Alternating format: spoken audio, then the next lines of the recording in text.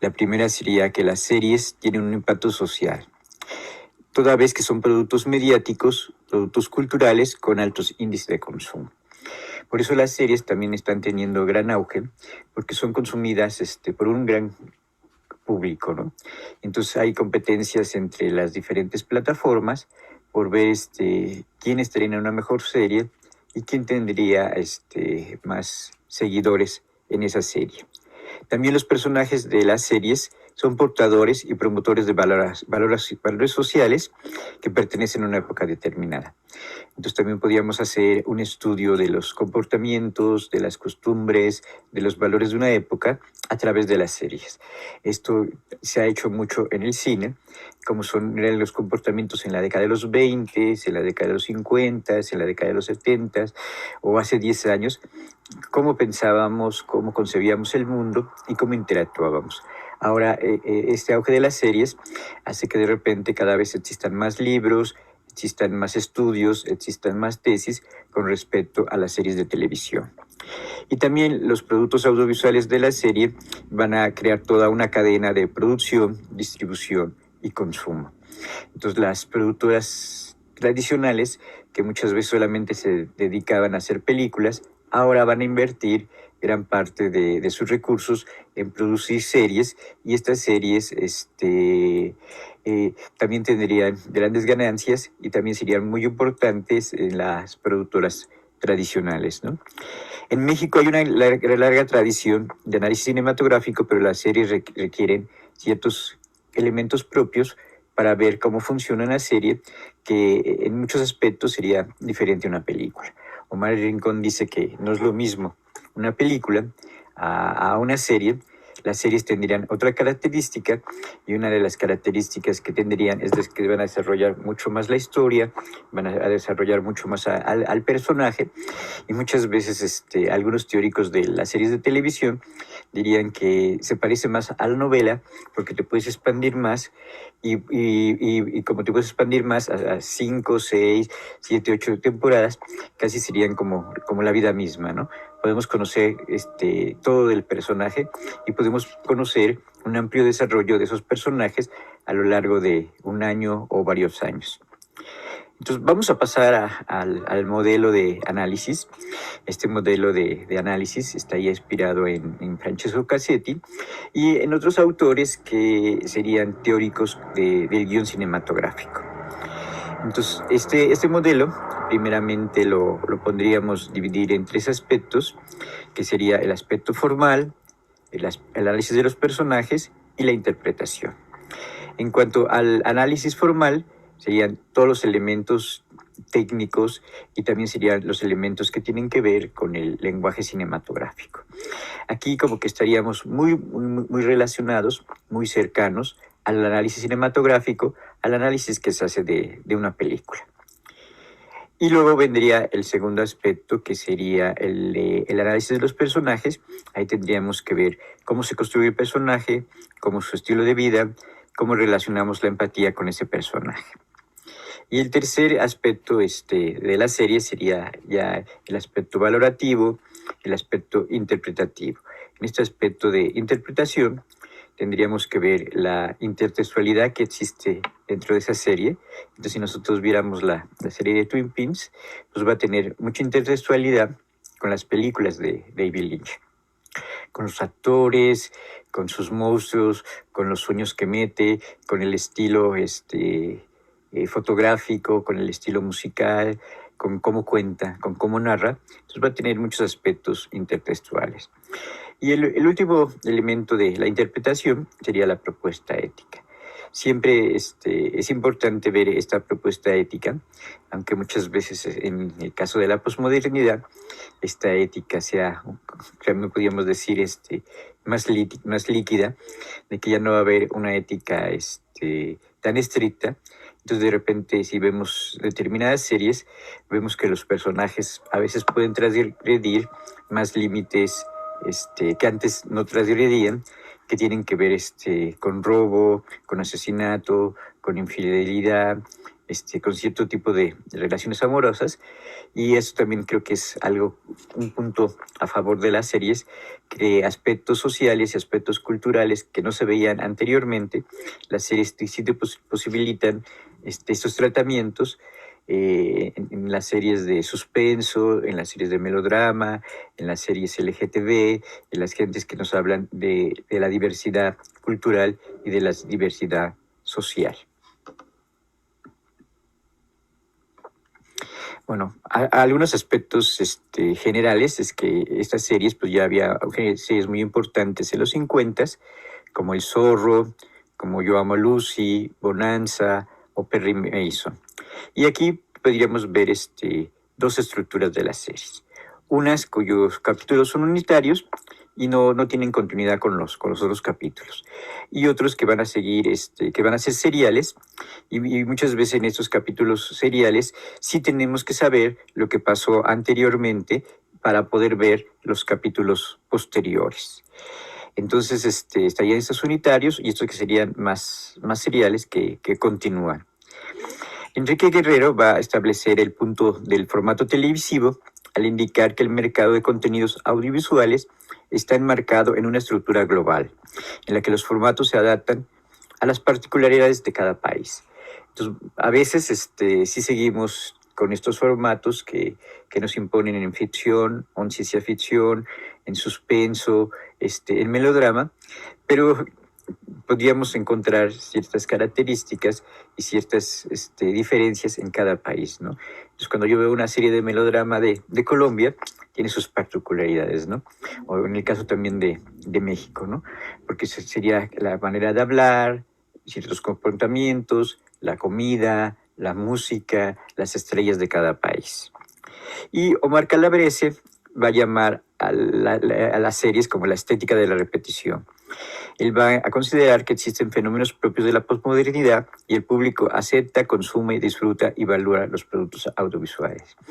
Esta estética de la repetición, sí la podemos entender que muchas veces estas historias se están repitiendo.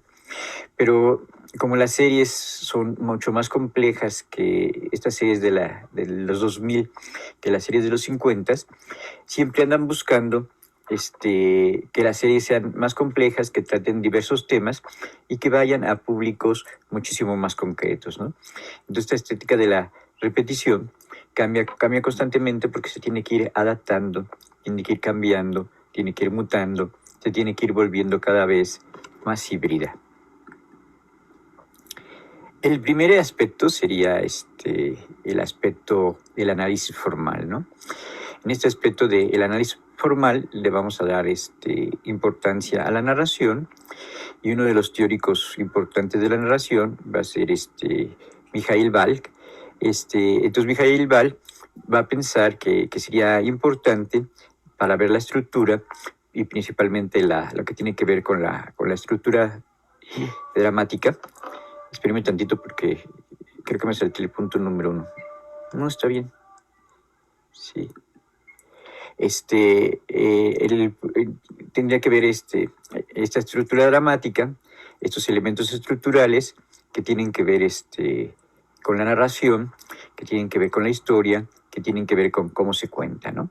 Entonces, muchos teóricos del guionismo, como Ball, como Bayone, como Barthes, y toda esta tendencia que tiene que ver con la narratología, con la semiótica narrativa, con el guión, estaría hablando de que existen diferentes modelos en cada género televisivo, en cada género cinematográfico y en las propias series de televisión, ¿no?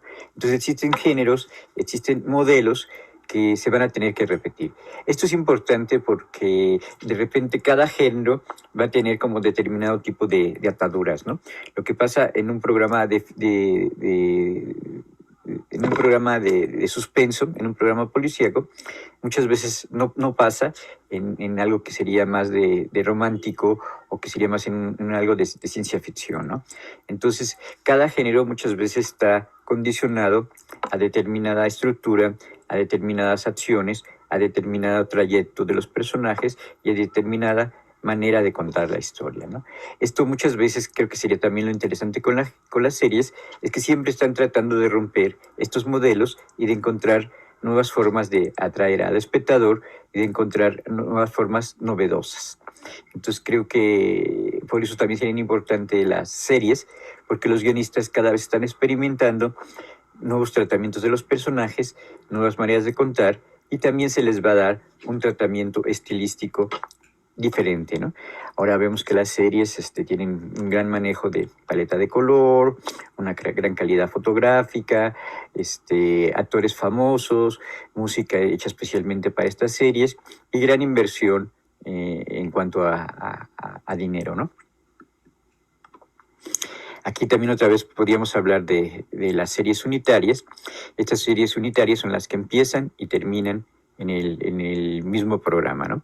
Y estaría otras las series antológicas que van a corresponder a un capítulo, pero muchas veces está la historia que se acaba, pero está otra historia que va a permanecer, ¿no? Ahorita que están pasando en Canal 5 esta serie de víctimas unidad de víctimas especiales, vemos que siempre hay un caso de alguna violación casi por lo general, o de alguna ofensa sexual, ellos se especializan en ofensas sexuales, ¿no? Entonces siempre el caso particular es diferente, ¿no? Puede ser una mujer, puede ser una niña, puede ser un adolescente, puede ser un joven, pero va a continuar la misma historia de los policías. Si nos fijamos, creo que la primera temporada era un jefe policíaco y vimos toda esa historia. Luego vimos a la detective que fue subiendo hasta llegar a ser la jefa del departamento y vemos la historia del detective negro, del compañero, de los otros compañeros y vemos cómo van evolucionando, ¿no? Entonces acaban y terminan esos personajes de ese capítulo, pero seguimos con la vida de determinado personaje, ¿no? Entonces esta detective que llega a ser jefe, que de repente tiene un hijo, que tiene que cuidar al hijo, que el hijo tiene ciertos problemas, que tiene diferentes amores, entonces va continuando la historia de los diferentes detectives y de su vida personal, de su vida amorosa, de su vida social, ¿no? Creo que a uno de estos detectives lo van a correr porque golpea a su esposa, a otro lo van a correr porque anda con drogas, a otro detective lo van a correr porque anda en actos de corrupción. Entonces vemos la continuidad en estos detectives, ¿no?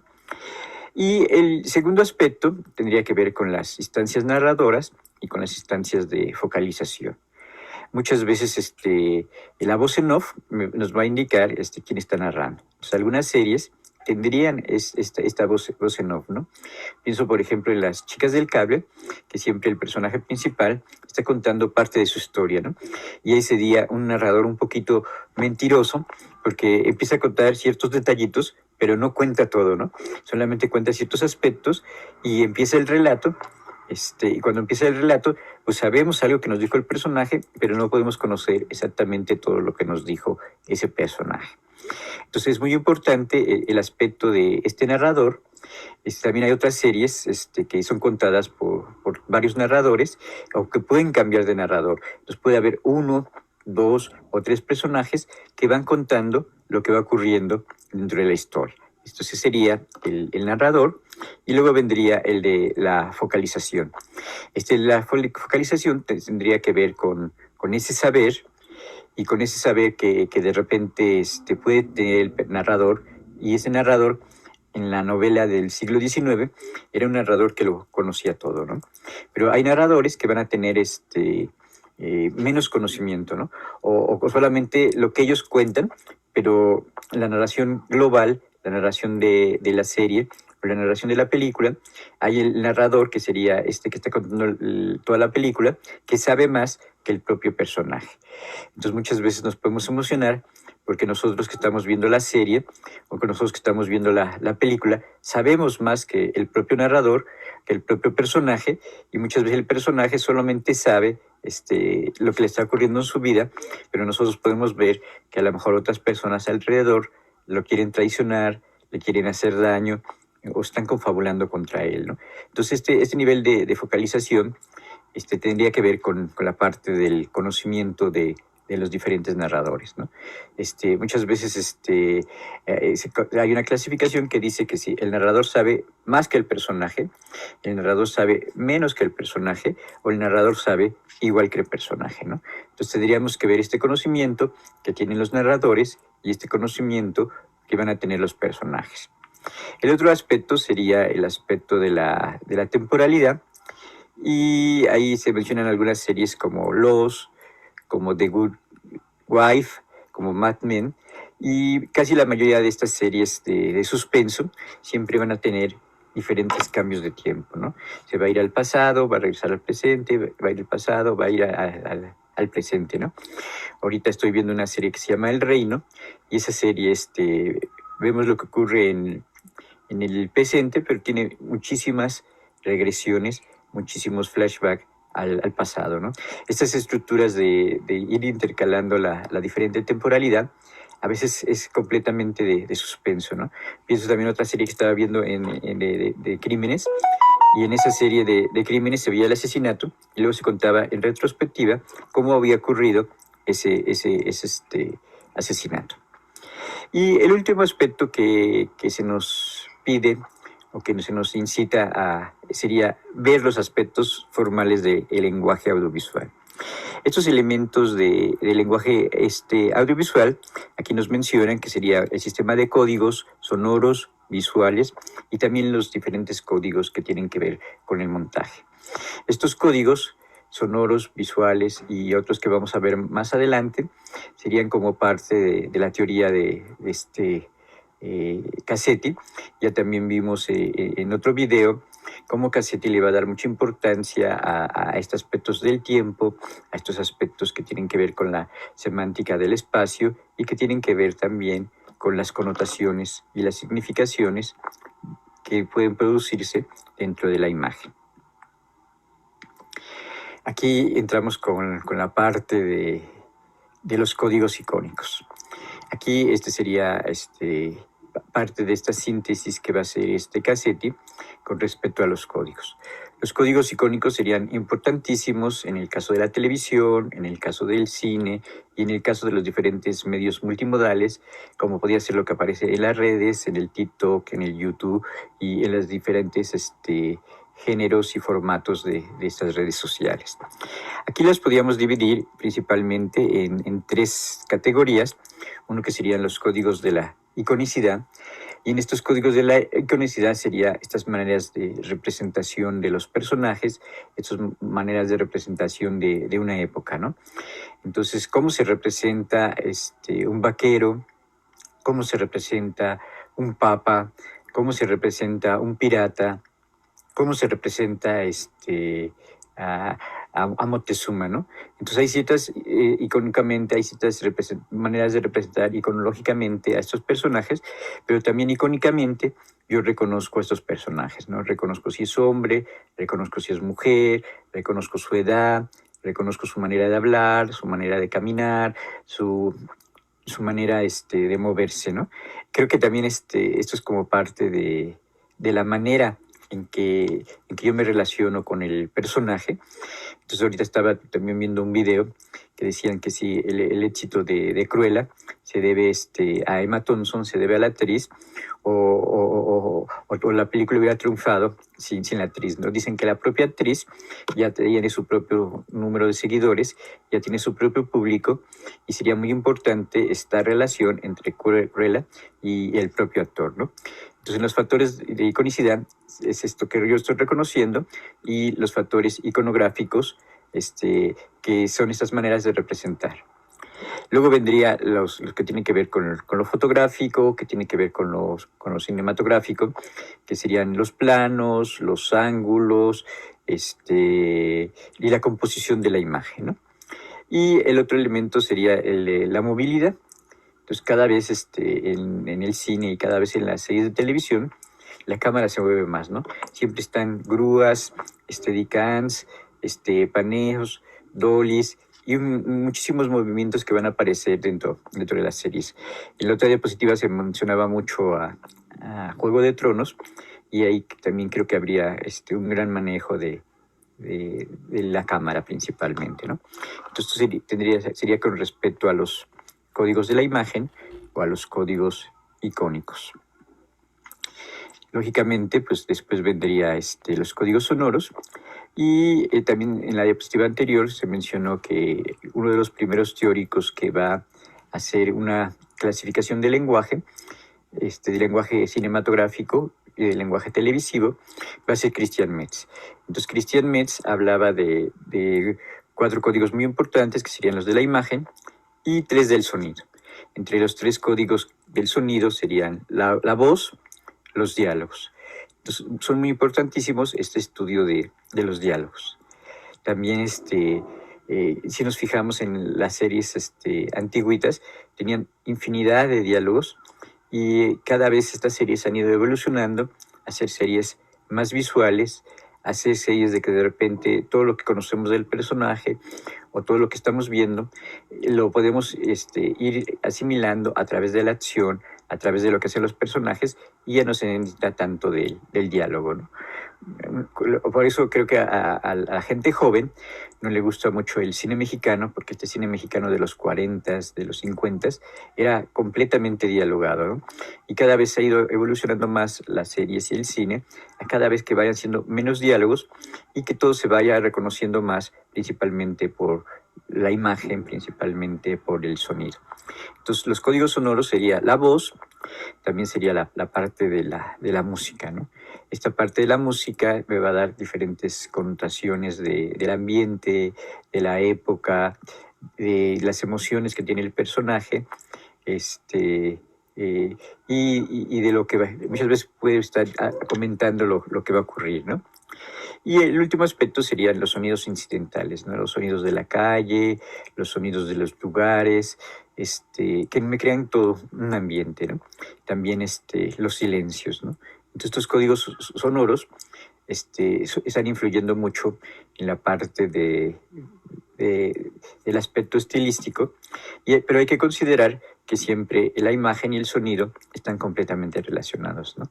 Entonces muchas veces no los podemos separar, ¿no? Estarían completamente unidos la parte de la imagen y la parte del sonido. Después Cassetti mencionaría los códigos gráficos, y en estos códigos gráficos pues principalmente serían los letreros que aparecen en las películas, que muchas veces al principio de la película tengo una frase, al final de la película tengo otra frase. También pueden ser la forma de los títulos, pero lo más importante sería los anuncios que aparecen dentro de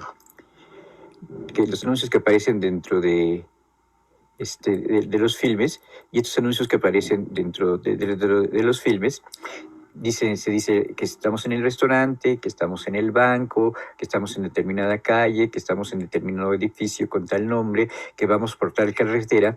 Entonces también estos códigos gráficos serían cualquier señalamiento con algún nombre, con algún número, que me ubica espacial y que me ubica también temporalmente. Luego ya pasaríamos al segundo punto, que sería el de las análisis de los personajes. Esto es importantísimo para el caso de las series, porque cada vez los personajes son más complejos y son más.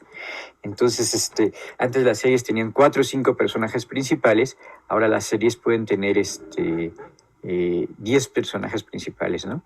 En Las Chicas del Cable eran 4 o 5 principales, más cada una tenía un galán y cada uno estaba relacionada con un padre, con un amigo. Entonces eran cerca de 15 personajes, más los que iban apareciendo ocasionalmente, y tienes que ir presentando cada uno de estos personajes, ¿no?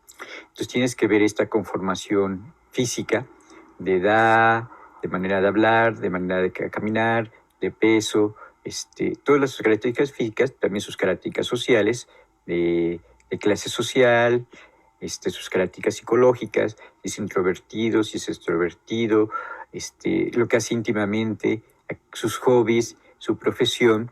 Entonces hay toda una construcción de estos personajes, ¿no? Los personajes no son personas reales, sino son toda una construcción, y muchas veces casi en las series sí van a lograr grados de complejidad muy grandes, ¿no? Y por eso es que el público se va a identificar con esos personajes, porque los llegamos a conocer muy íntimamente y muy profundamente. El segundo aspecto sería esto que estaba mencionando de los estilos de vida, que los personajes no son personas. Entonces, como los personajes no son personas, se tienen que bordear de una serie de relaciones, ¿no? Entonces, el personaje no va a funcionar él solo, sino va a funcionar con toda esta red de relaciones que tiene a su alrededor, ¿no? Su jefe, su pareja, sus hijos, sus amigos, sus enemigos. Entonces el personaje es toda una red de relaciones sociales que están alrededor de él, ¿no? Si es un músico, el maestro que le está enseñando música, sus compañeros de música, el jefe que lo va a contratar para que vaya a un concierto. Entonces tenemos que ver estos aspectos y cómo hacerlos cada vez más atractivos, ¿no? También algo que sería importantísimo en las series es cómo va cambiando el personaje. Puede ser un personaje que sea malo y que termine como bueno, o puede ser un personaje bueno que termine como malo. Creo que en Breaking Bad creo que es un maestro y que va a terminar, o me estoy equivocando de serie, es un maestro que va a acabar haciendo drogas. Luego vendría la toma de decisiones. En esto, un teórico del guión, que sería McKee, dice que para conocer la esencia de los personajes hay que conocer las decisiones ante los conflictos. Estos conflictos sería lo que va a cambiar la narración, lo que va a ser el motor de la narración, que se van presentando a lo largo de la serie, ¿no? Entonces, cómo este personaje afronta el conflicto y cómo este mismo conflicto va a hacer que cambie a ese personaje, ¿no? Entonces, cómo toma esas diferentes decisiones, ¿no? Ahorita con la pandemia, cada persona hemos tenido que tomar diferentes tipos de decisiones, ¿no? Con el trabajo, con los amigos, con la familia, con la escuela. Entonces estamos tomando diferentes tipos de decisiones, ¿no? También a veces por eso son muy interesantes los personajes adolescentes, porque tienen que tomar decisiones más cruciales para su futuro. También en el personaje, como veíamos que es un personaje bastante complejo, tengo que ver cuáles son estas virtudes que tiene el personaje y cuáles serían estos vicios que van a tener los diferentes personajes, ¿no? Entonces, ¿cómo hacer un personaje atractivo? Entonces, muchas veces estos antihéroes de las series de televisión son atractivos porque están combinando esos valores positivos y esos valores negativos que existen dentro de las personas, ¿no? Entonces, si nos fijamos, una persona a lo mejor puede ser excelente en la escuela, pero ser muy mala persona con su familia, ¿no? O puede ser muy mala persona con su familia, muy buena persona con su familia, pero a su vez puede ser todo un gángster, ¿no? Esto lo mencionaban mucho como característica de los narcotraficantes de las series, que eran muy malos y mataban a sus rivales, pero eran buenos padres de familia y buenos esposos, ¿no? Entonces esto también puede crear identificación con los diferentes personajes, ¿no? Cómo combinar estas virtudes y cómo combinar estos vicios de los personajes. El siguiente elemento a analizar sería la metanoia. Entonces, vamos a ver qué sería la metanoia. Entonces, la metanoia en su versión original, que sería del griego, va a denotar una situación en la que el trayecto ha tenido que volverse del camino en que se andaba y tomar otra dirección. Este cambio de trayectoria se encuentra muy relacionado con el concepto del viaje del héroe. Entonces, es cuando muchas veces nos enfrentamos a algo muy fuerte y nos hace ir en otra dirección, ¿no?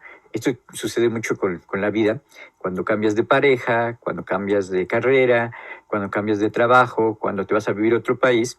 Entonces muchas veces tú piensas que vamos en determinado sentido, pero va a cambiar completamente eso que tú creías, ¿no?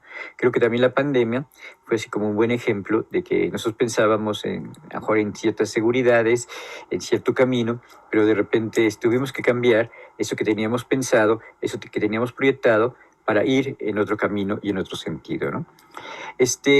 Uno de los autores muy importantes del mito y principalmente de estos mitos narrativos sería Joseph Campbell. Entonces Joseph Campbell va a hablar de 3 etapas que tienen que ver con estos cambios, que sería la etapa de partida, la etapa de iniciación y la etapa de regreso.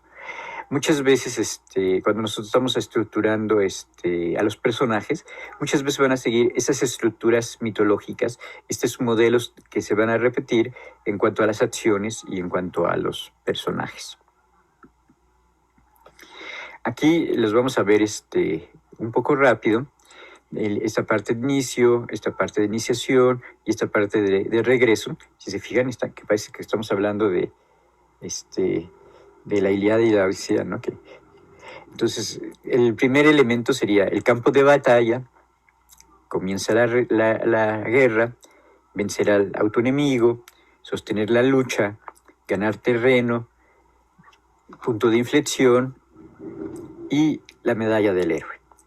Estos elementos los va a mencionar Campbell, pero si nosotros recordamos, también Proust va a hablar de las 32 funciones del cuento, o Roland Barthes, en la parte de la semiótica narrativa, va a sacar un número especial de la revista Comunicaciones, en donde va a escribir Todorov, en donde va a escribir Greimas, en donde va a escribir Barthes, en donde va a escribir los principales semióticos, y van a ir buscando estas estructuras, estos modelos que se van repitiendo, ¿no?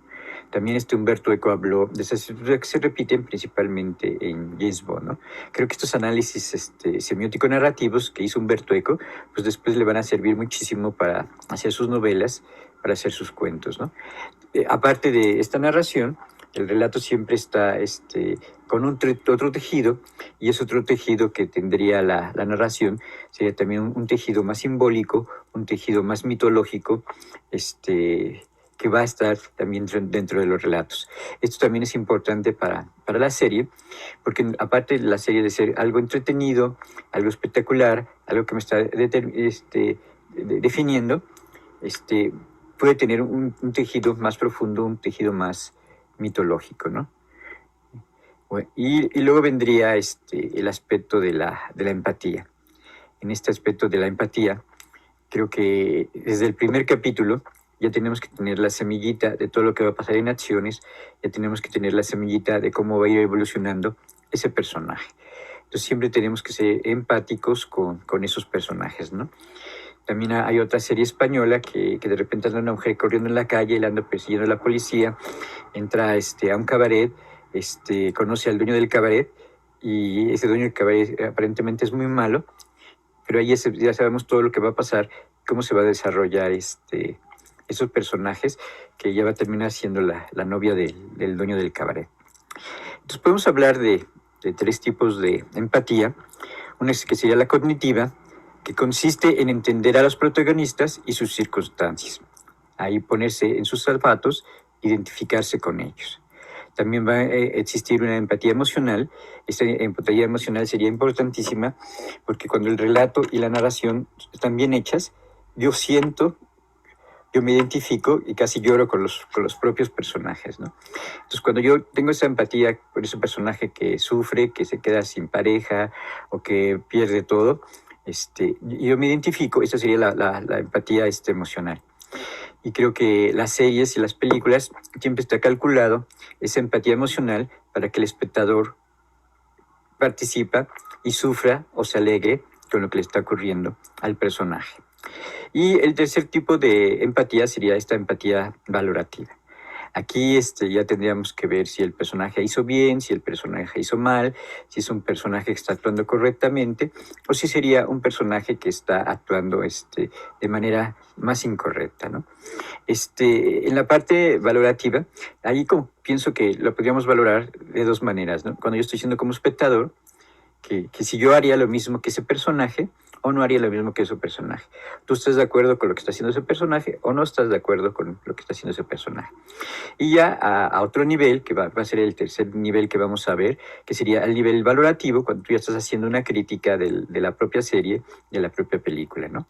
Entonces, algunos trucos que te dan los guionistas es que te dicen que tú puedes ver, te puedes emocionar con ellos, seguir el relato, seguir las acciones, seguir la historia, ¿no? Y sales muy contento o sales muy triste de esa historia que te contaron, pero cuando llegas a tu casa y estás en la noche y abres el refrigerador o estás viendo el celular, dices, pero ¿esto cómo pasó? O esto no es posible que haya así pasado, ¿no? pero no hizo bien aquí, ¿no? Entonces, como que muchas veces ya saliendo de ver la serie o saliendo de ver la película, vas a reflexionar sobre eso que le pasó a los personajes y si puede ser posible o no puede ser posible. También Paul Ricoeur decía que los textos lo veíamos en el propio texto, pero muchas veces ese texto lo íbamos a comparar con lo que estaba afuera, ¿no? Entonces eran como dos procesos cognitivos, dos procesos valorativos, para analizar las historias. Y el último punto que vamos a ver sería la intertextualidad. Estas series, creo que las series tienen muchísima intertextualidad. Cuando tú ves una serie de suspenso, tienen muchísimas relaciones con las series de suspenso, las de ciencia ficción con las de ciencia ficción, las de melodrama con las de melodrama, o muchas veces con otras películas, con cuestiones de arte que aparecen libros, que aparecen pedacitos de programas de televisión, pedacitos de películas, con relación con la historia, relación con algún otro género, cuando están inspirados en hechos periodísticos, cuando están inspirados en novelas, cuando están inspirados en eventos reales. Entonces siempre existe la intertextualidad. Esta intertextualidad, Omar Calabrés y otros teóricos van a mencionar principalmente que nosotros, principalmente a partir del 2000, tenemos muchas referencias de películas, de libros, de música, de arte, hasta de la propia realidad. Entonces, muchas de esas historias van a estar jugando a que el espectador reconozca estas referencias. Y el último punto sería la propuesta ética de la serie. Ese punto como que la valoración crítica tradicional siempre se tenía que valorar la serie, ¿no? Pero Jorge Carrión y Omar Rincón dicen, bueno, pero ahora solamente ese criterio de la ética ya no es factible para analizar las propias series, sino muchas veces ahorita en esta época de la culture estamos pensando que muchas veces la serie, si se reproduce, si se comenta, si se viraliza, si tiene impacto, sería también como una manera de medir estas series, ¿no? Entonces muchos de estos nuevos teóricos que empiezan a estudiar las series están viendo que tiene un impacto cultural, que tiene un impacto con las personas, que se están identificando con esas personas y que muchas veces estos personajes se vuelven icónicos, se vuelven parte de los medios de comunicación, ¿no? Entonces, habría que considerar otros factores diferentes con respecto a la parte ética. Y creo que también esta parte de valoración también lo están cumpliendo los propios fans al compartir, al reproducir, al crear sitios que tienen que ver con las series y hacen que de repente tengan un impacto más grande, ¿no? Entonces los fans y ciertos factores de la transmedia también serían importantes para considerar el impacto de esa serie, ¿no? Entonces creo que algo interesante con estos analistas de las series es que no solamente se verían desde el aspecto narrativo, sino se tratarían de ver a través de otras lecturas que principalmente tendrían que ver con unas lecturas de análisis literario, de análisis cinematográfico, de análisis mitológico, de análisis cultural, y de este análisis que tiene que ver con las redes sociales, ¿no? Entonces ya influyen muchos más aspectos que antes, que solamente era una crítica que aparecía en un periódico y tú solamente veías la obra solamente, ¿no? Aquí tendrías que ver este contexto cultural y este contexto de los medios de comunicación para poder valorar los diferentes aspectos de la serie, ¿no? Entonces, no sé si es la última diapositiva. Sí, sería la última diapositiva. En la parte de la bibliografía, pues quisiera destacar el libro de David Browell, que sería La narración en el cine de ficción, que ahí nos habla de los diferentes tipos de narración, estas que serían del cine en la época muda, el cine en la época clásica y el cine en la época postmoderna. El de Francisco Cassetti, que sería cómo analizar un filme, y el otro del análisis de la televisión, porque ahí me habla de los aspectos del lenguaje televisivo, estos aspectos del lenguaje cinematográfico, que también se pueden aplicar a los nuevos medios. Y otro que sería el de Bayone, que sería guiones y modelos del guión. También aquí Bayone nos hablaría de cómo construir un guión que es diferente en comedia, que es diferente en melodrama, que es diferente en ciencia ficción, y que sería diferente si va a ser una trilogía, si va a ser una serie, si va a ser de un formato corto, ¿no? Entonces serían diferentes autores que serían importantes para analizar, de acuerdo a este modelo, la serie de televisión. Entonces vimos estos tres aspectos para analizar la televisión. Un aspecto que sería la parte del lenguaje, otro aspecto que sería la parte narrativa y otro aspecto que sería la parte interpretativa, ¿no?